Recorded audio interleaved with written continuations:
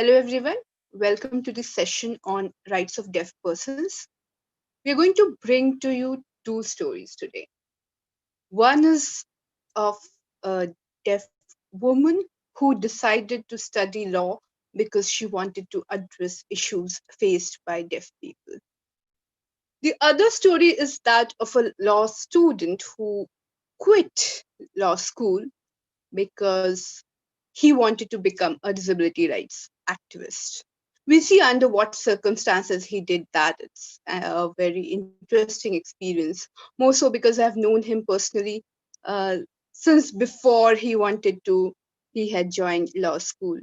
So it will be interesting to hear from him what he had been through that made him to start an organization called Javed Abdi Foundation, named after his uncle.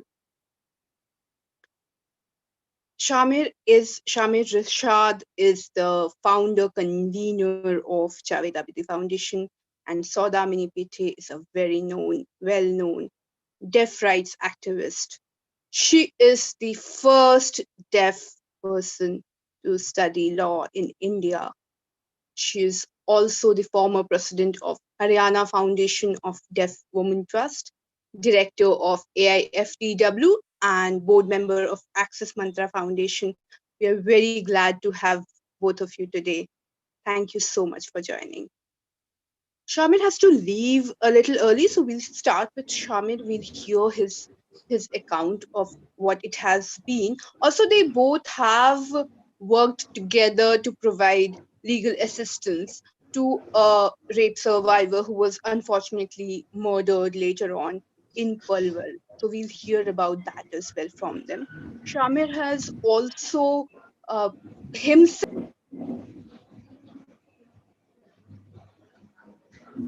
uh, the Commissioner for Right Disabilities Can you and repeat again? You were on mute for a while. Can you go back? I'm so sorry. I was receiving there was this phone that was coming. Therefore, yeah. So Shamir has also argued a case for a deaf student, for a student of BHU, before the Commissioner of uh, uh, Rights of Persons with Disabilities, Chief Commissioner, in fact. So we'll hear from him about that case as well, where the commissioner ordered BHU to appoint permanent posts of Indian Sign Language interpreters within 3 months, and also ordered JAF, that is Javed Abdi Foundation, to advise them on how to make the campus accessible. When we hear the word accessible, we generally think of ramps, etc. But for deaf people, to make accessible and to make justice accessible is what we are here to hear from Saudamini and Shamir. Shamir, without any delay, let me ask you, what made you to leave law school and start Javed Abdi Foundation? Well, the story is kind of funny because I had already started JAF and I was still in law school. I was studying law because if you want to be an activist, any kind of activist, law definitely helps, right? You know about your rights. You sort of study the law of the land, which is very important. But I would not name the law school that I was in because it'll be kind of sad. So, I mean, I'm sitting in a constitutional law class and I'm just thinking this teacher's droning on about, let's say, fundamental rights and duties. And I'm just like, well, that's just given in the constitution. So why is she reading it out and why is she just written it? Maybe, it could be more interactive, it could be more fun. We could sort of relate to it a little better in a different way. And none of that was happening, at least in my law school. And later on, when I even, asked, "Okay, how can I study it better?" Sadly, the teacher was like, वहां पर photocopier बैठता है नीचे, वहां से तुम notes ले लेना और इसको पढ़ के तुम एग्जाम दे देना. मैं बोला चलो ठीक है, इंडियन एजुकेशन सिस्टम ही ऐसा है तो हम लोग क्या करें. And by the way I already said कि मैं हिंदी और इंग्लिश दोनों में बोलूंगा. So anyways if there's a break in this thing, just let me know. I'll wait. So Saurabh and Surbi, you can tell me. So that was one thing. Then I was talking to my mentors, and they were like, this is a no-brainer. Just focus on your studies.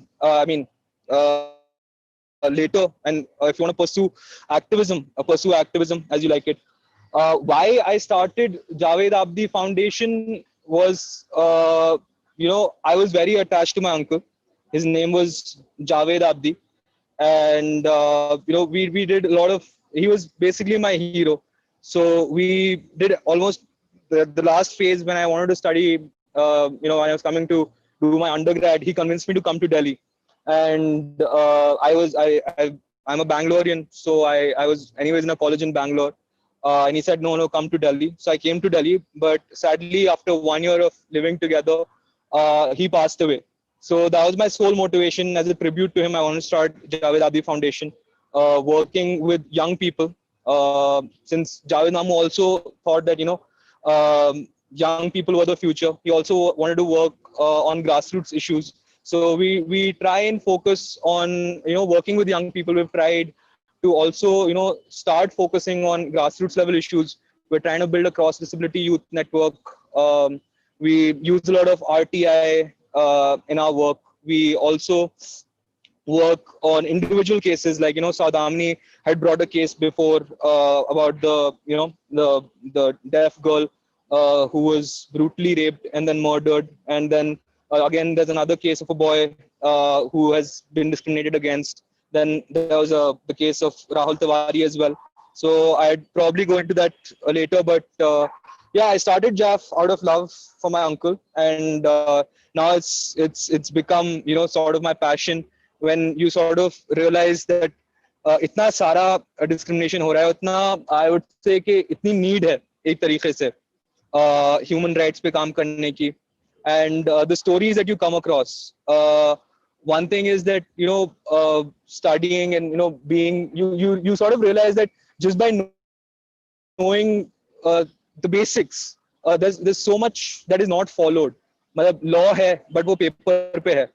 असलियत में कुछ और ही होता है. तो उस पे भी हम लोग शायद थोड़ी बहुत चर्चा करें.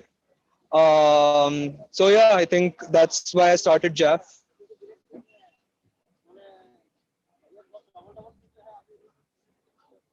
Right. Thank you, Shamir. And what made you to kind of, when you were arguing the case for...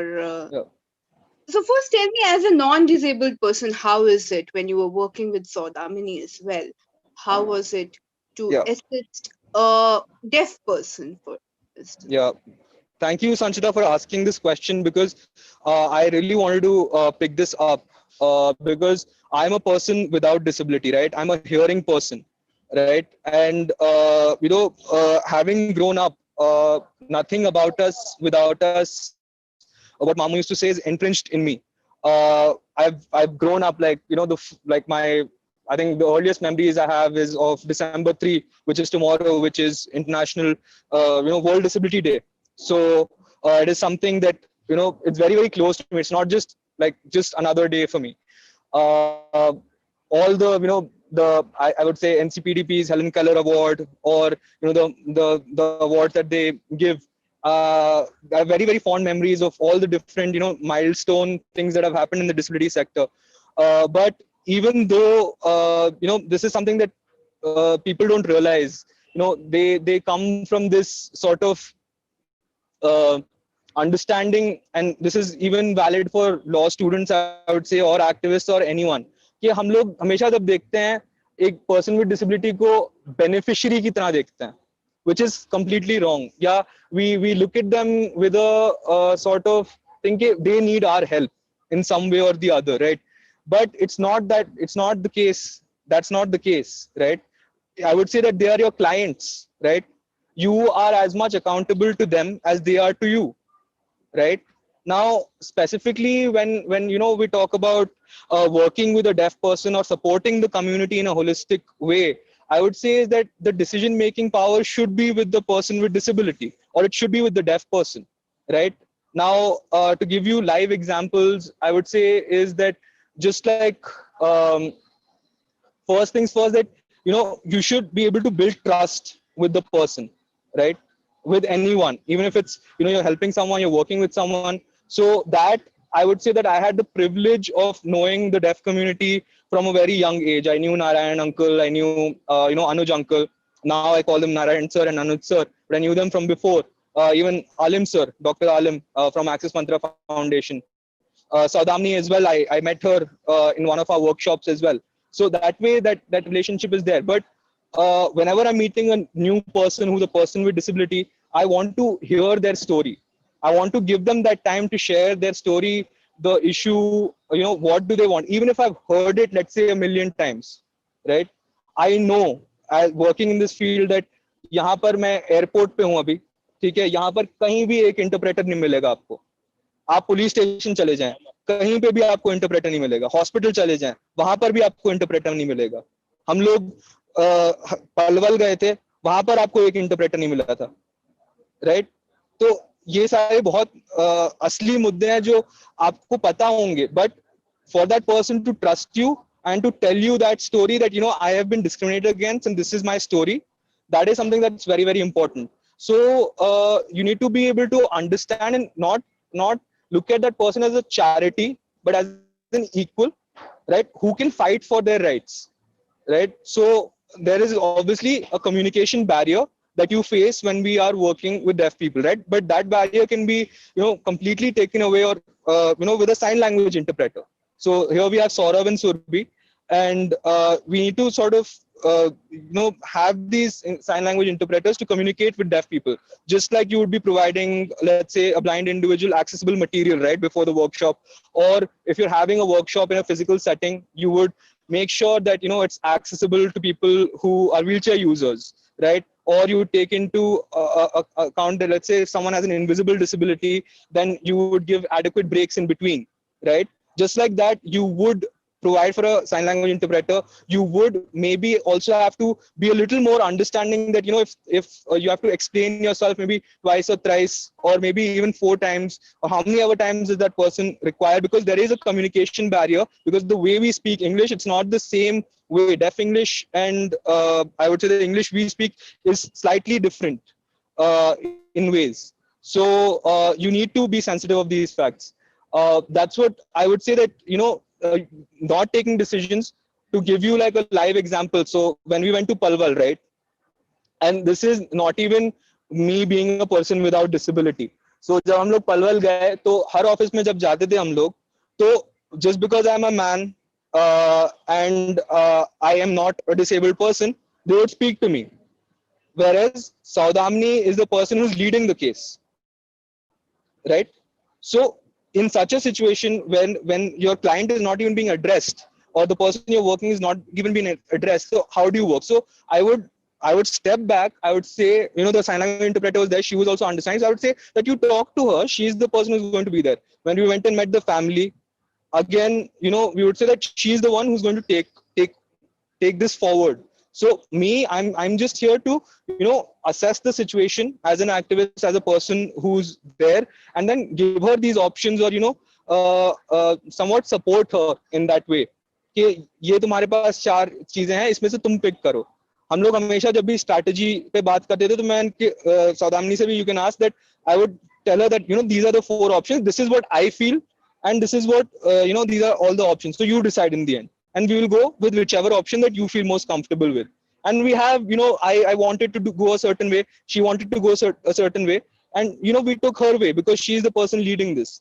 So I would say that activists and lawyers, or whoever is the support person, needs to have that level of maturity to let go at that point, because it's the person with disability who's leading the case, or the fight, or whatever the battle is. And that's the only way that we would empower, or they would be empowered, because unless and until they start making the decisions, it's not going to change anything, right? Because we will always have that lens of a person without disability, no matter how sensitive, or how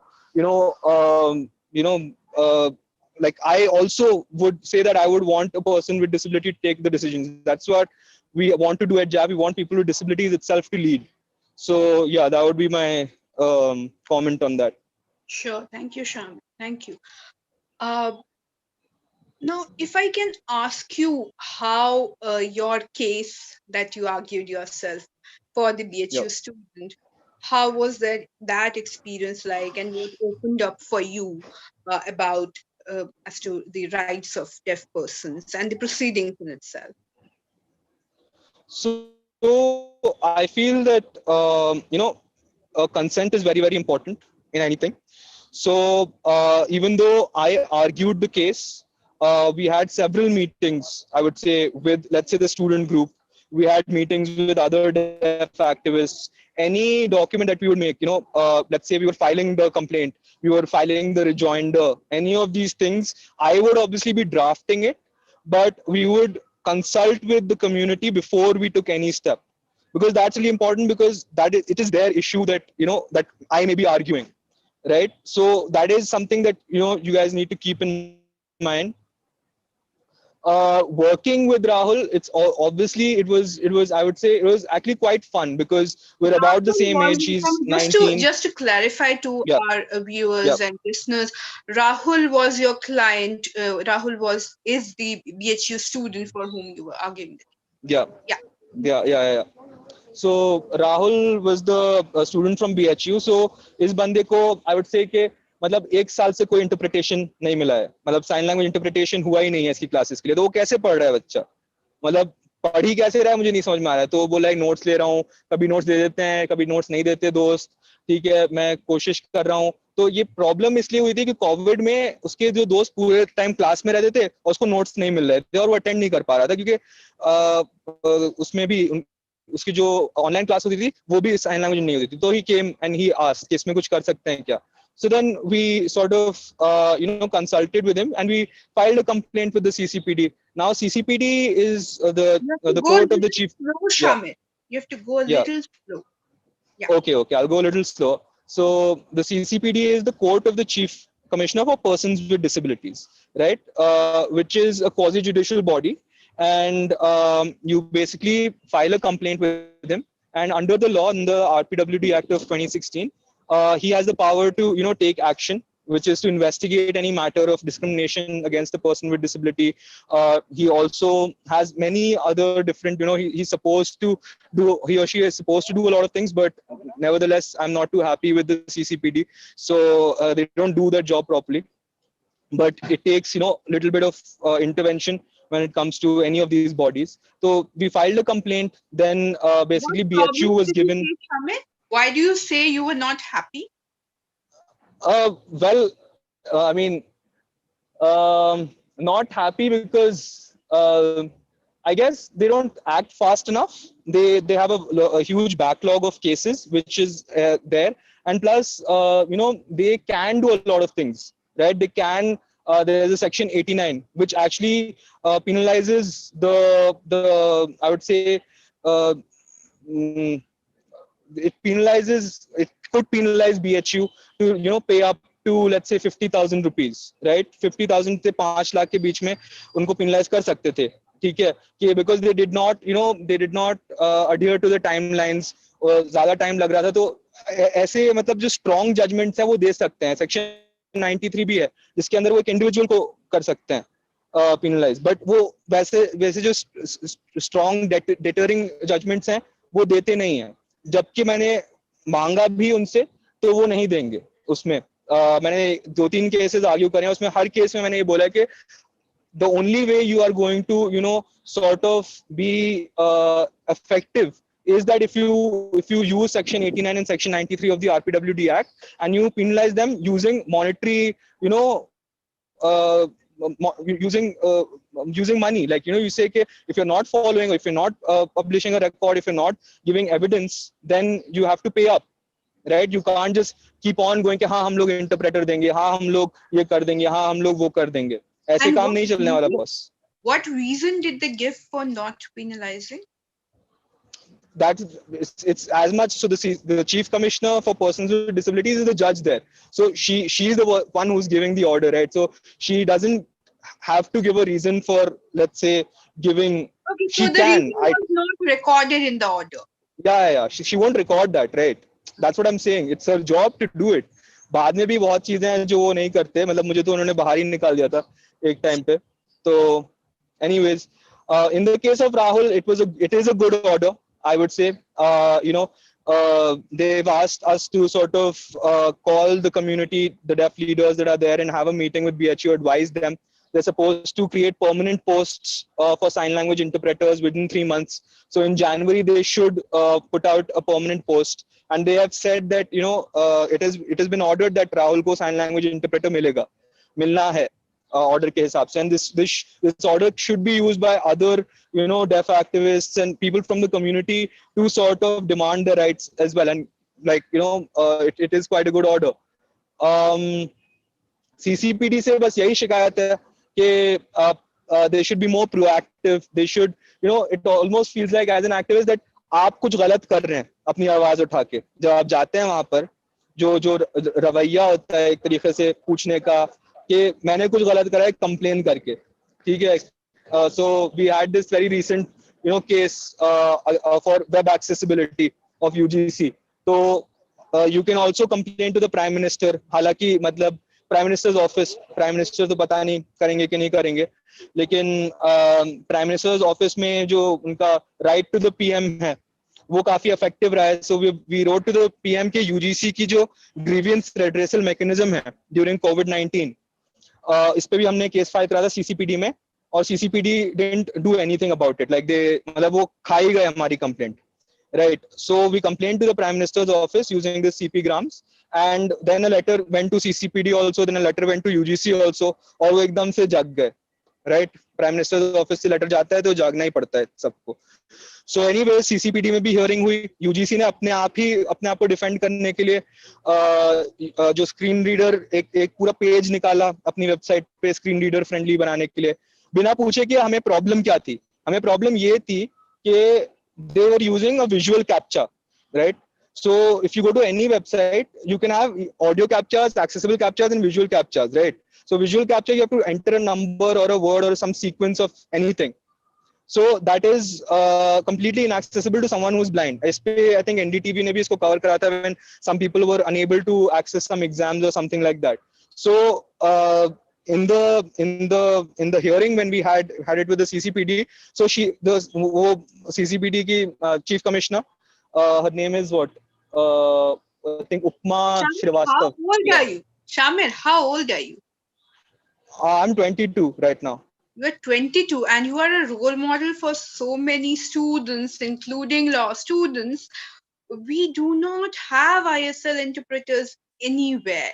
We have never ever thought why a deaf student does not study with us. What can we do to make it accessible for them? And you, Shamir, has been working so hard to make it happen. So really, really thank you on behalf of not just the community of deaf people, but all of mankind. Thank you so much, Shamir, for doing this job. I would at this stage also like to point out that 𝘍𝘰𝘶 has it's called Project Maverick, since so many deaf students have joined.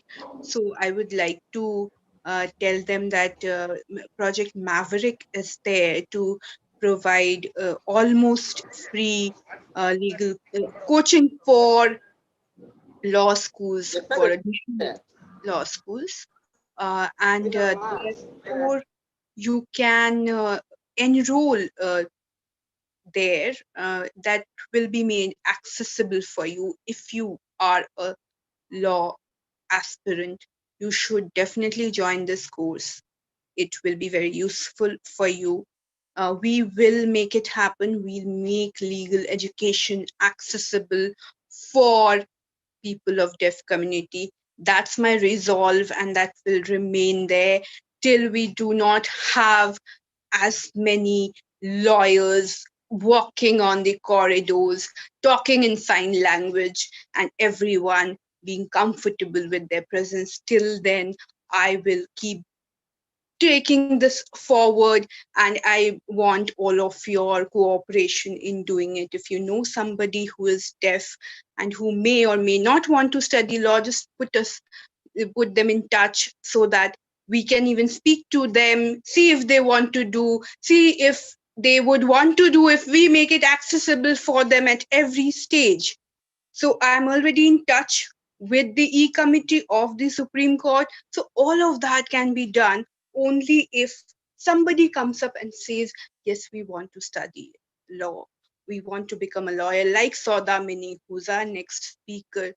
Thank you so much, Shamir, for your time. I know you are there to pick Yeah, up just give me 1 second. I'll just wanted to just, I don't want to be a role model for anyone or anything like that. I'm just saying that, you know, what I do is not, you know, anything, anybody can do it. You can also do it. People who are watching and listening, just, you know, आप अपने संविधान को पढ़िए, आपने जो laws हैं उनको पढ़िए, बहुत सारे tools हैं, बहुत सारी चीजें हैं जो आप use कर सकते हैं, and just by being a little bit aware, and you know, where there is a will, there's a way. So find the cause that you want to work for, right? And just apply yourself there and don't give up. When you face the first roadblock, don't give up at the first roadblock. Don't, you know, lose hope. That's all I would say. I mean, I am 22. There is a person who's, I think, in his 80s. You can Google him. 𝘗𝘓𝘁𝘃 उन्होंने अभी RTI file करी है on Bihar elections, right? कि कितने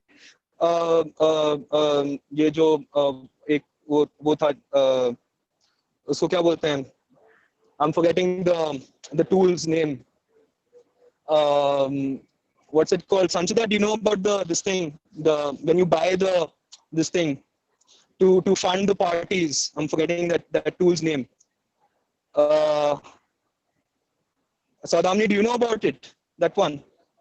The bonds, yes. The bonds that are Okay, there. bond. Yes, So, bond. yeah, those bonds that are there. So unki aap RTI padhiye. So there's no age for advocacy. There only is a will. That's all I'm trying to say. So it doesn't matter if you're 15, 16, 17, 18, 19, 20, 21, 22, whatever age, just pick a cause, apply yourself, and you can do it. So over to you, Sanjay. Thank you, Shamir. Thank you so much for such a motivational talk today. There's a question from Rekha. Before you go, Shamir, let's see. Rekha had raised her hand. Rekha, are you there? If you could please type your question, Rekha, that will be useful for us.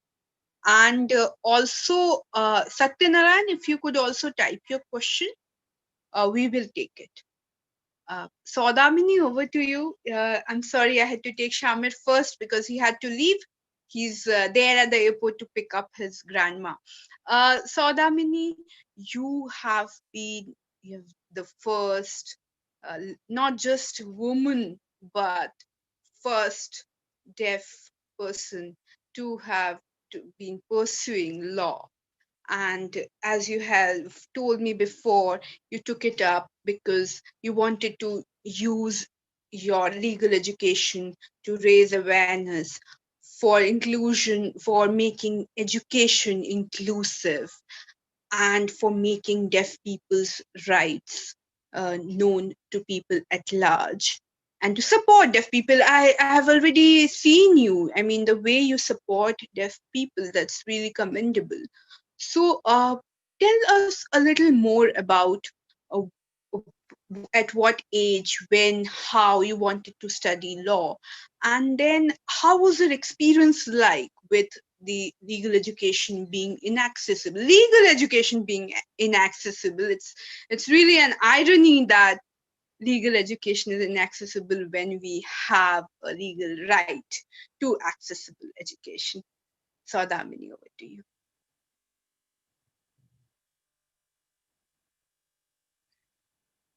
Thank you so much for the opportunity.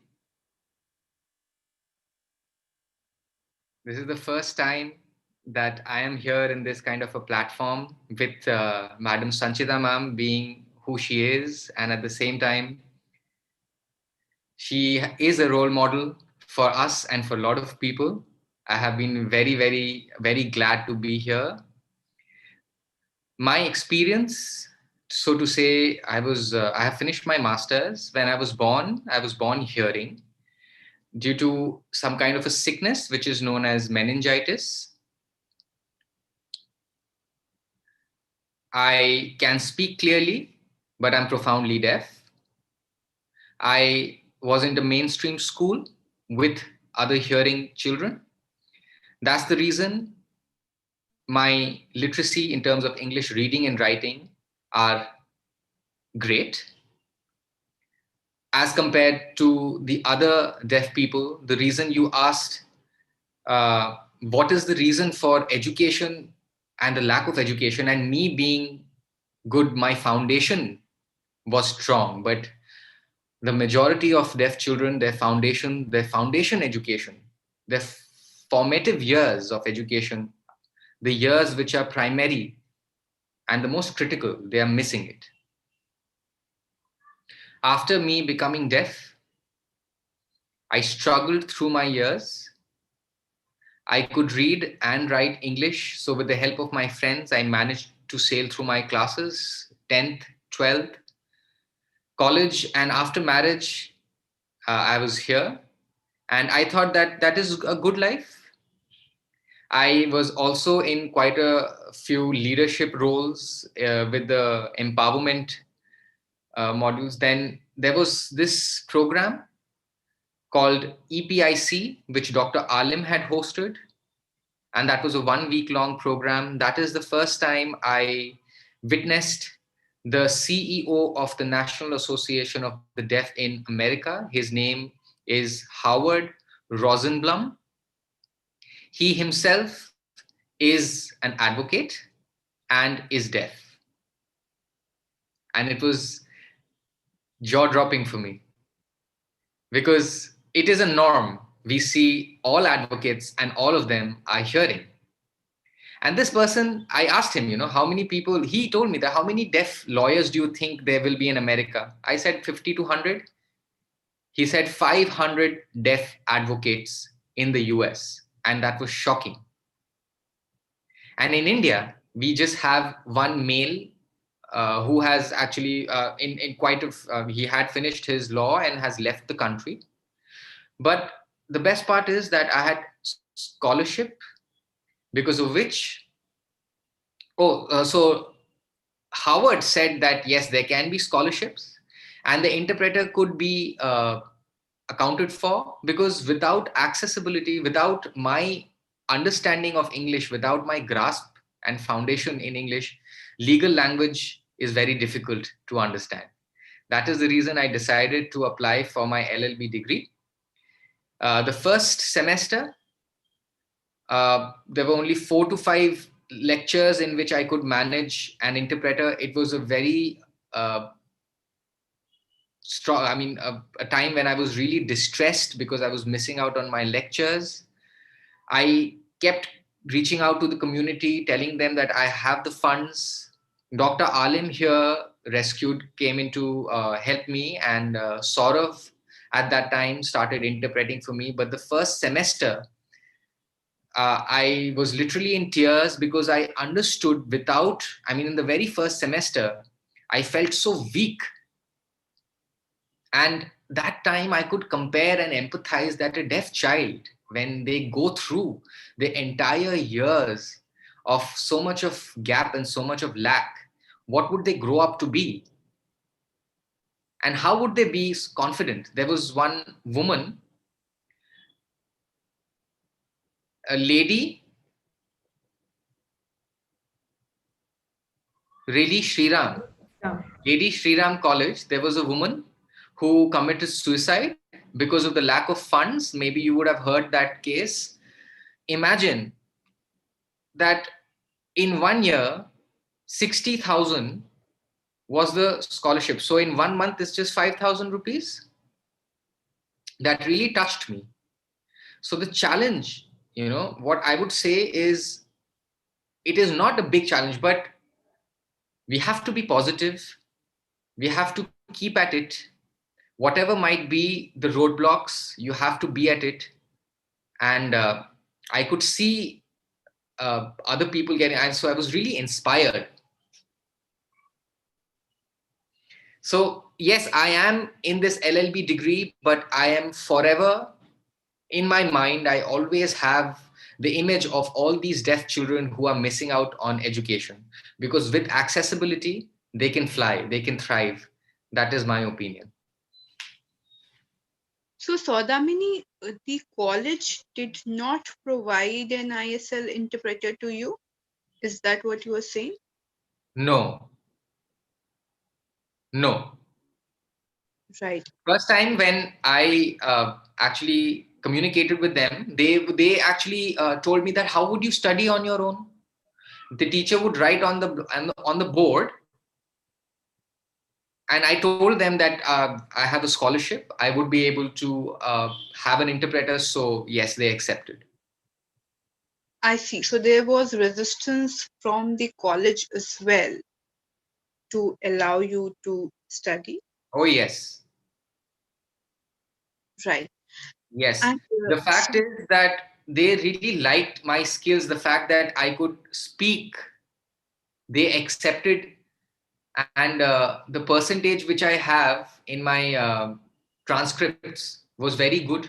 So but the fact is that the responsibility for accessibility, that was the part where they couldn't say, they didn't have any points or any help. Now I connected with them, and they continuously referred me to the university. And the fact is, this is a private college. They do not have any kind of funds from the university or UGC. And the fact is that they wanted me to take care of the accessibility part. I see. And Saudamini, you were also talking about how you did not face any problem with the language, but other deaf people do. So can you please elaborate a little? Because for non-disabled people like us, it's very difficult to understand what is the problem like and why is it that, uh, uh, if you could explain it further, it will be useful for us.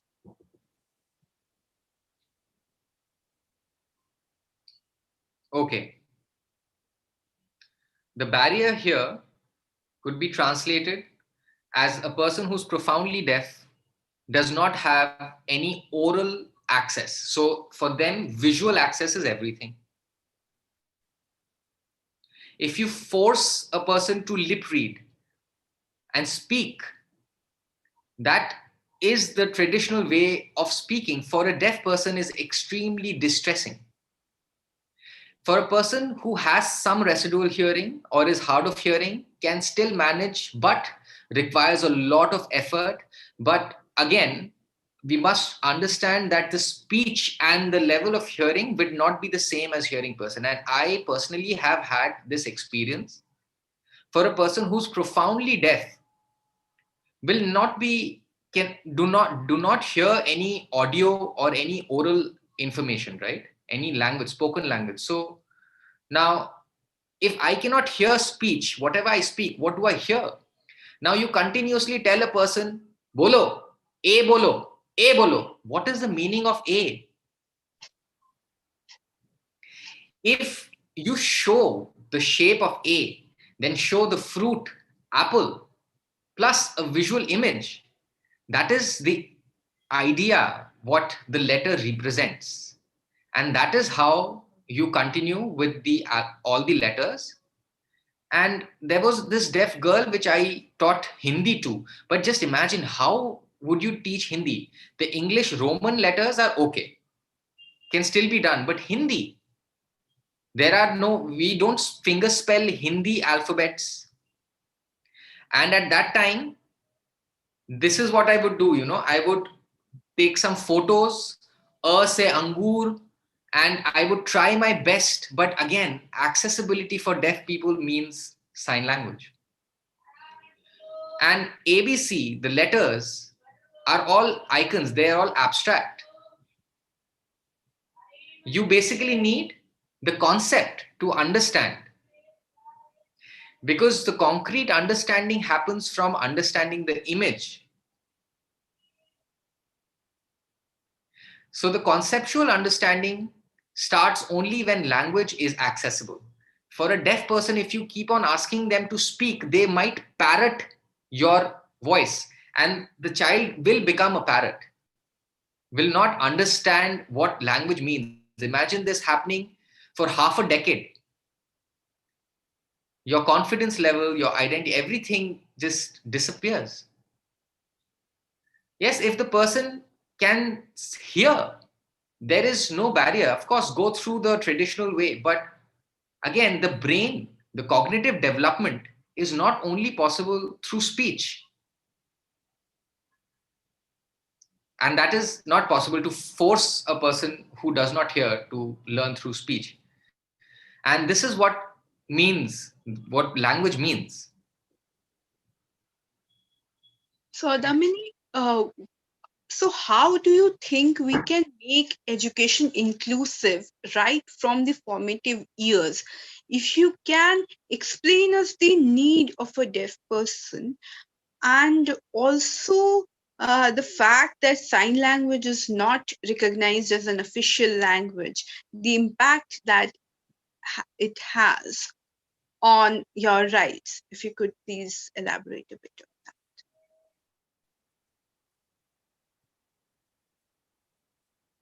Inclusive education had pros and cons.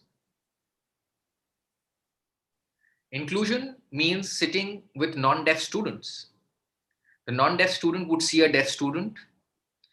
Maybe if there is an interpreter, like I am a product of an inclusion method, but I did not have any interpreters. I went to a mainstream college, my law college. First semester, there were no interpreters. I myself have to get... Saudamini, if it had to be a perfect system, how would it look like? What should be the changes that should be made in the education system as it stands today, so that a deaf student does not face any problem while sitting with a non-deaf student?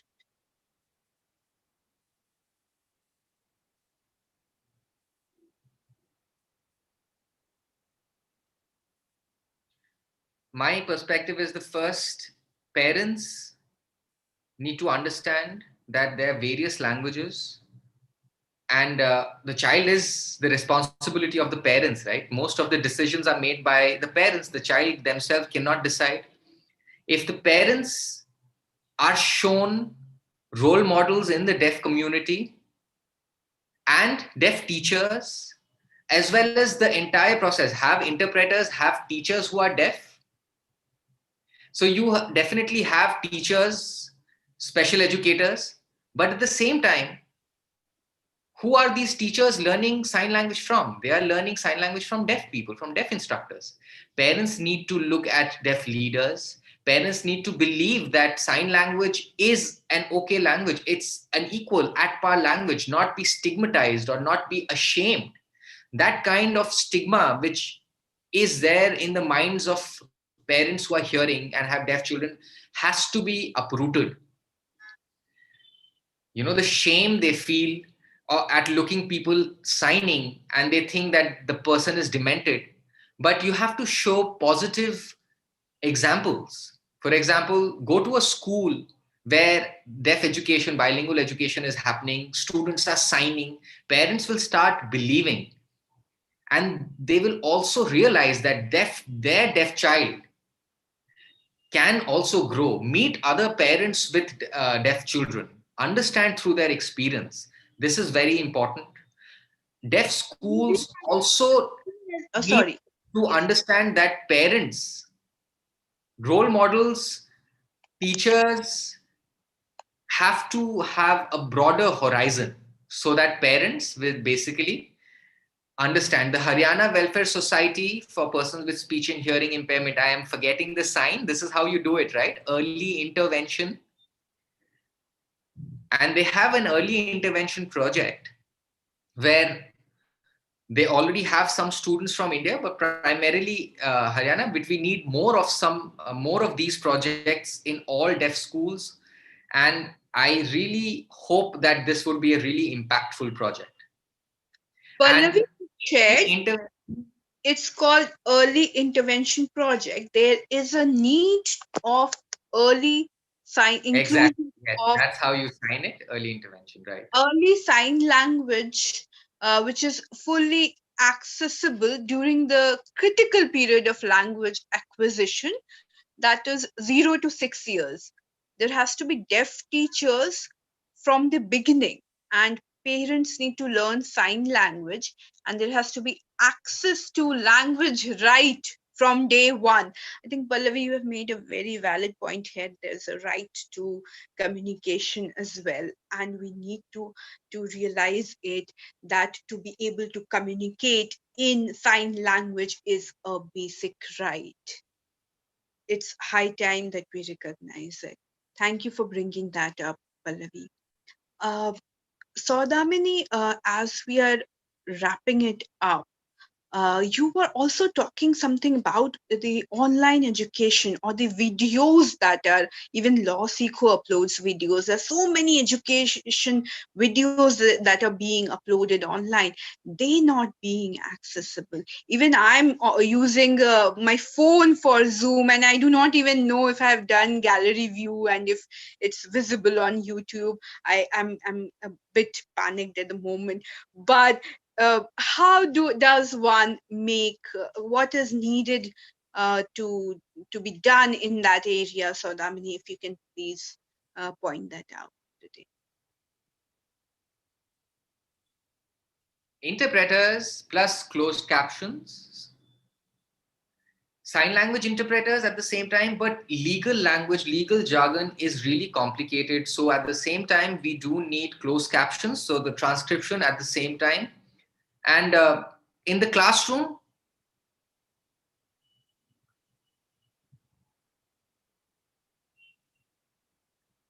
the deaf community, again, the foundation of English being weak due to missing out on formative years in education, the understanding of abstract concepts becomes difficult. So the concrete understanding has to be there.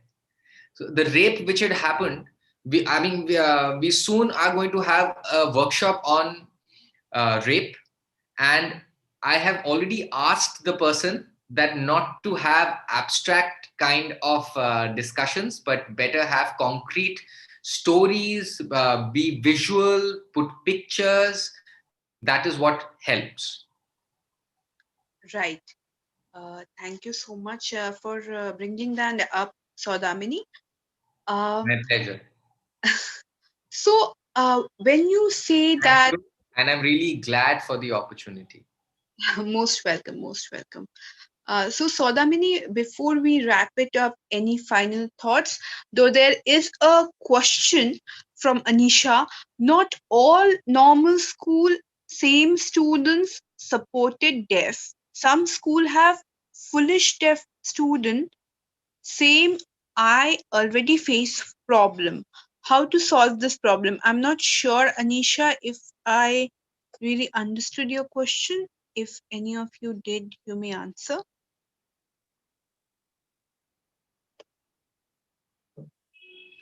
Saudamini will just go over the chat so that she can read the question. Okay, it's in the question and answer, if you can check, Saudamini. So any last thoughts as we close the session, Saudamini? Anything that you would like to add? Swapnil is saying that everyone should learn sign language. I think that will be a great step for all of us to do that. I'll share a personal experience. Saudamini had put me in touch with a deaf client, and I was talking to him. It took me like an hour. So generally what happens is sometimes clients end up saying a lot more than what's needed to be said. And you need to stop them and tell them, you just stick to this. That's fine. Tell me what happened to this. But I couldn't do that because I was not used to it. And it was just that I not being used to sign language. And first time I had that session with him, after 1 hour, I had a headache because all that I got was just one paragraph. And that's when I realized, in order to be able to support deaf clients, I need to be equipped. I need to learn sign language. And that's how we make justice accessible to deaf people. And if it's not accessible to a certain section of people, then it's not accessible at all. There's no such thing, as I always keep saying, there's no such thing as partly accessible, partly not accessible. No, it's not accessible. We don't see deaf clients. We don't see deaf people cannot access courts. There are no sign language interpreters in courts right there. If they're not there to support you right there, there's no point. There's no point. Whom do you write? Whom do you ask for it? Do we know about it? We don't. We don't know if it exists. Delhi High Court video conferencing rules talks about both special educators as well as sign language interpreters, thanks to the virtual hearing that's possible. Again, there are certain amendments that happened in 2013 that requires, but only for sexual offenses, that women can have sign language interpreters. But I was speaking to somebody in Bangalore. They are supporting deaf people in courts. They are not trained in legal terminology. They are not even certified, yet they have been called because, there's some sort of a gap there between who are these trained sign language interpreters and the people who need to contact them. That gap needs to be bridged. And also the lack of legal glossary in sign language. I was checking, US has it. So when I was doing a session with Saudamini, Saurav was the interpreter. I realized when he said special leave petition, Saurav had to do special, then he had to do leave, and then petition in order to explain special leave petition. So that's how it works. We need to have a dictionary, kind of a legal dictionary in Indian Sign Language, and not just legal dictionary, but for other branches as well. We are lagging so much behind when it comes to accessibility. And I think India is developed to this extent. So to take all these steps, we have the right law in place. It's time to implement in letter and spirit, and not let it go in waste just because it affects only a small percentage of people. Yes, Saudamini wanted to say something. Her experience with the interpreter she's working with, Saurav. So this interpreter has political science background. Saudamini has a strong foundation in English language. So that is the reason sometimes the interpreter does finger spell words. Also, Saudamini is a fluent lip reader. So these things help. And there are many times when we have to have different kind of made up signs. So warrant, I would speak the word, and also while signing, I will do W. The interpreter would do W and attach it to the arrest. So there is a lot of deduction. And there are many terminologies which Saudamini herself is on the spot creating now, because there is reasonable accommodation. And how do you explain the fact, reasonable accommodation, that reasonable accommodation is dependent on a person?